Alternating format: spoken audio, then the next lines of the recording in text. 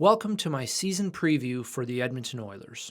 The Oilers should have the right mix of veterans and young guns to win their first Stanley Cup in 7 years.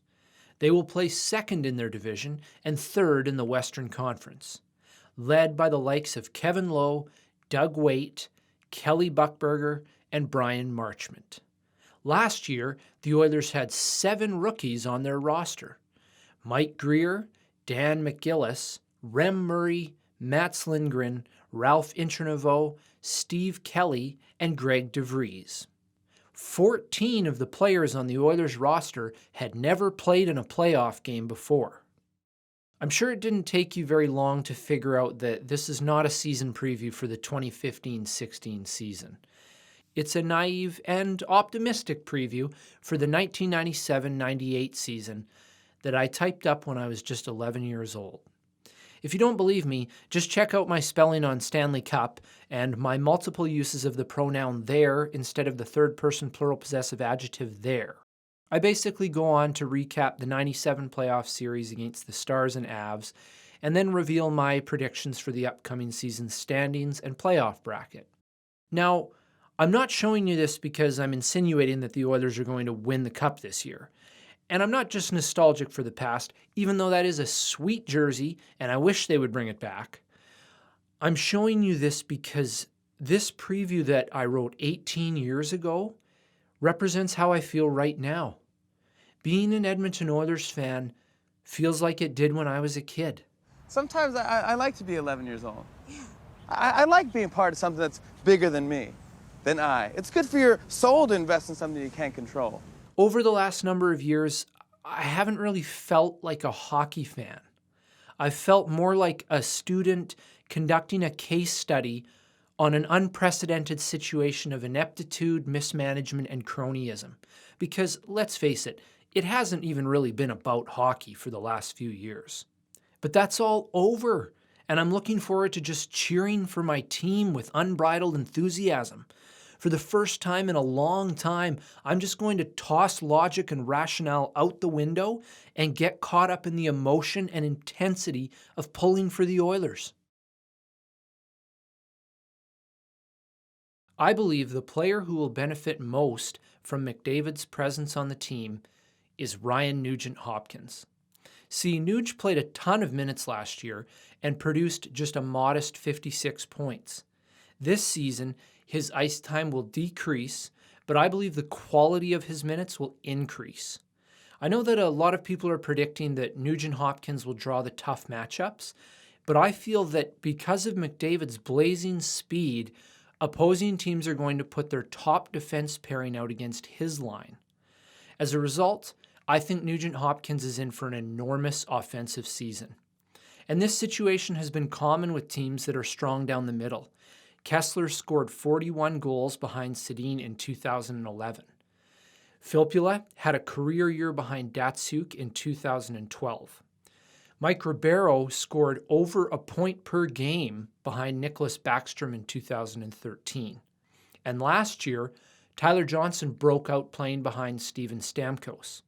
In Edmonton this season, I see McDavid as the number 1 center with Nuge as the beneficiary. Another thing that McDavid will accomplish simply by being a part of the team is he will take the pressure off all the other high-profile Oiler players. All the media focus will be on McDavid, which will allow Hall, Nugent Hopkins, Yakupov, and Eberle to fade into the background. It can do wonders for a player's confidence, particularly in a hockey-crazy market, when they're able to just go out and play and not worry about the spotlight being on them night after night. If you look back to the 2012 and 2013 seasons, the Oilers had a top 10 power play. When Aikens took over, it bombed all the way down to 21st, despite having most of the same personnel. Now, I watched the majority of Oilers games, and I can say with complete confidence that the coaching played a huge part in this. Aikens' obsession with possessing the puck led to the Oilers just passing the puck around the outside for a full 2-minute power play, looking for a wide open shot or perfect scoring chance. Now, they've got a coach in MacLean who preaches the opposite approach. In the 7 seasons that MacLean coached the Sharks, they never finished lower than 6th in shots per game. The Oilers have had the skill for a great power play for years with Hall, Hopkins, Eberle, and Yakupov. With McDavid added to that mix and McLellan's shoot-first mentality being implemented, I guarantee the Oilers have a top 5 power play this year, possibly even the best in the league. Okay, it's trivia time. What was the Oilers' combined record versus the Canucks, Flames, and Coyotes last year?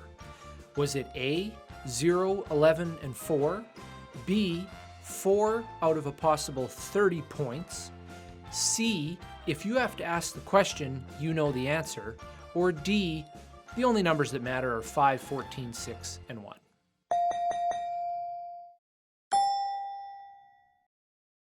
Losing every game to those 3 teams sounds insane, even saying it out loud.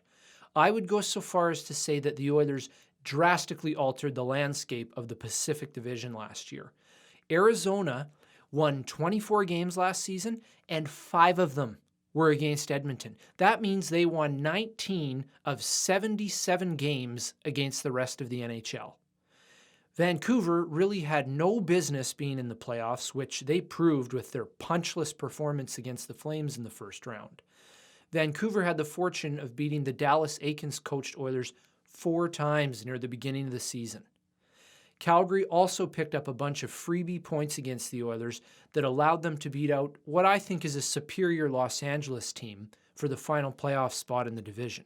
All 3 of these teams had inflated records last year due to the mess that was the Oilers. If Edmonton even wins half of these games this year, which I believe they absolutely will, it will dramatically affect where each of those 3 teams places once again. I think a lot of people got a false impression of the Oilers last season because of how horrendous they were on the national stage. Their record on Hockey Night in Canada was 1-9-2, and they were outscored 53-25 in those games. For hockey fans who only saw this, I don't blame them for thinking the Oilers were one of the worst teams of all time. But last year, the Oilers were not an awful hockey team. They were a bad team with an awful record. And a lot of that had to do with the coaching style of Eakins. He got the least out of so many players. I've said this before, and I'll say it again. Last year was the worst season in Oilers history because unlike other seasons where the team finished with low point totals, this group actually had talent. They vastly underachieved, playing uninspired hockey for about half the season. With Todd Nelson as the sole head coach, the Oilers had a record of 17, 22, and 7. Prorated over the course of the full season, that is 30, 39, and 13 for 73 points. So that would have been an additional 11 points in the standings. In my opinion, that is a more accurate depiction of the Oilers team last year. Now, let's just say that the addition of McDavid helps the Oilers win 5 more games this year. And the addition of Talbot adds another 2 wins. And bringing in McLellan as the coach is good for 2 more wins. And the change to 3-on-3 overtime turns some of those loser points into wins. That would put the Oilers at 42, 30, and 10 for a total of 94 points, which would put them right on the brink of the playoffs, if not in the postseason, since their division is much weaker than the Central. But here's the problem with this line of thinking. That's counting on everything that went right last year going right again, as well as a number of other things going right. I don't want to sound pessimistic or seem like I don't believe in the team, but I don't think they will make it this year. Is it possible for the Oilers to make the playoffs this year? Well, for sure, but I'd far rather see them be the better team on the ice for 60% of their games and miss the playoffs than to be consistently outplayed and somehow manage to win 45 games and get in. Because what happens then is you think you're better than you actually are. And we've seen this with the 2013 Maple Leafs and the 2014 Avalanche. If you consistently outshoot, outhit, and outbattle your opponent, you will have long-term success. I'm far more concerned with the Oilers improving their play than the actual game results. In my opinion, this season is just a stepping stone to the 2016-17 season. So even though I'm predicting that the Oilers are going to miss the playoffs for the 10th consecutive year, that's okay because I think it's the last time they'll miss for the next decade. And there's one more thing I want to touch on. You may have seen Ron MacLean's comments earlier this summer, or Grantland's 5-year odds to win a Stanley Cup. Now, I don't know if I necessarily agree that the Oilers will win a cup in the next 4 or 5 years, but I will say this. As long as Connor McDavid is a member of the Edmonton Oilers, when it comes to Edmonton winning a championship, it's not if, it's when. I'd love to hear what you have to say, so please leave your predictions in the comments below, and as always, thanks for watching.